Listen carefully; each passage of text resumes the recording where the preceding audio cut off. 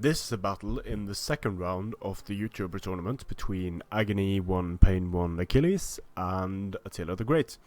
Attila the Great is commanding the Boii, while Aggony1Pain1Achilles is commanding Rome. The map is Dimmidi. Or Dimmidi.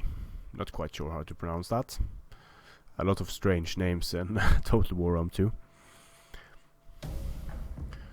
So, for the Boii, we have 5 units of heavy horse, very strong cavalry contingent. We have 2 levy freemen on each flank, a mix of Celtic warriors and axe warriors next to them, 2 more axe warriors, Oathsworn center, a bunch of sword followers, and levy freemen. The general is a bit off to the side, not sure if that was intentional or not, but it looks like it was intentional since he is backed up by axe warriors. That would potentially allow him to charge in, do a lot of damage, and then they have the axe warriors do their armor penetrating damage in support. For Rome, we have 4 Sociai Equites, very good against infantry on the charge because they can knock them down, being heavy melee cavalry. Then we have a center line consisting of a mix of Hastati and legionary cohorts. They are backed up by Evocati cohorts and Hastati that are going to be able to countercharge, move out and support any cavalry engagements, and 1 lonely unit of auxiliary Balearic slingers. It looks like it's going to move up to try to snipe at the Oathsworn general.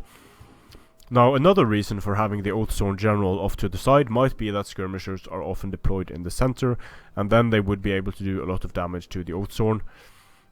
So I don't really know what the plan was in putting the Oathsworn over there, but there are several reasons for doing so. Having the low morale Celtic warriors and the axe warriors next to the Oathsworn, being able to use the axe warriors in conjunction with the Oathsworn, although that's a bit overkill, it would allow the Oathsworn and the axe warriors to chop through, for example, Evocatis or Praetorians in no time at all. I am surprised to not see African elephants on this map, because the only things that can deal with elephants from the Boii army here would be levy freemen and other infantry units using fire at will. So just trying to match the infantry of the Boii on a flat map is not going to be easy for Rome at all, especially when the Boii have the infantry advantage and the cavalry advantage. Then Rome is in for a rough time. I think we'll see it happen on the charge here. Oathsworn taking some damage, but Rome is just going to YOLO charge, and so is the Boii. Charges happening all across the line here.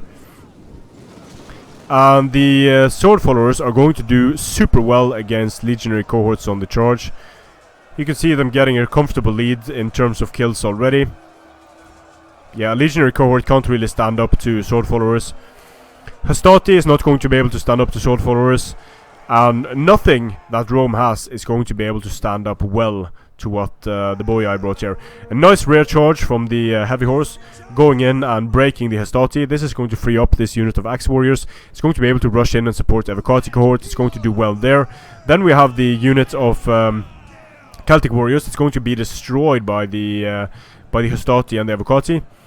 Nice charge here by the Sociai Equites into the axe warriors to stop them for a while, but a unit of heavy horse that just broke the Hastati was able to get in and take out the auxiliary Balearic slingers, so that was important. The legionary cohort in the center just getting absolutely destroyed and getting stopped by the Oathsworn. The Oathsworn general is a strategist who will be able to use headhunt battle rhythm to keep it fresh. More rear charges coming in against the Roman line here. Boii has broken through on several fronts, and there's not really anything that Rome can do to stop this from happening. Rome in single or even double line is going to be defeated all across the map by the Boii swords, and when the heavy horse start coming in from the rear, it's just going to absolutely destroy Rome. So Evocati going in heroically, but here you can see how quickly the Roman units start breaking from getting attacked in the rear by all of these units that were able to win their engagements decisively against the Roman infantry. I was surprised to not see the Roman speed bump tactic being used, just putting the Hastati up front, allowing them to absorb the charge, and then getting the rest of the guys in. I was a bit surprised to not see that, because that is one of the only things, that and frontal cavalry charges, and elephants of course, are two of the most viable strategies against the Boii on a flat map. But here we go, the heavy horse defeating the cavalry, 1 unit of Evocati left on the field, and Attila the Great, commanding the Boii, defeated the larger Roman army, getting a lot of kills in the process. The Evocati did well, some of the Hastati did surprisingly well, but the legionary cohort frontline infantry was just massacred by, look at the sword followers. Complete devastation by the sword followers, and when the heavy horse moved in from the rear, it was just good night. And here you can see how well axe warriors are able to do if they can avoid getting killed, and if they can rush in against a unit that is already engaged, and that another unit is going to be able to tank damage for them. Used this way, they can be super effective. Just don't bring too many axe warriors, because that's going to make them less and less effective the more guys you bring. So, great battle between these two players. Attila the Great wins the first one, and this is the best of 3, so we'll see what happens in the next 2, or the next battle, potentially 2 battles. We'll see. Strength and honor.